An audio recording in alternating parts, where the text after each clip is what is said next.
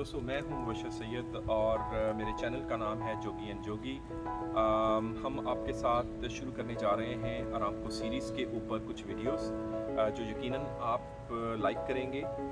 इस चैनल का मकसद जो है वो आप तक वो तमाम इन्फॉर्मेशन पहुंचाना है जो हमने एक्सपीरियंसेस की हैं मुख्तलिफ़ मुल्कों में सैर करने के बाद। मुख्तलिफ़ ट्रिप्स लगाए हैं हमने मुख्तलिफ़ जगहों के, सऊदी अरेबिया के अंदर, सऊदी अरेबिया के बाहर, चाहे वो स्विट्ज़रलैंड हो, जापान हो, चाइना हो, कनाडा हो, पाकिस्तान हो, इंडिया हो। हम वो तमाम इन्फॉर्मेशन आप तक पहुंचाएंगे।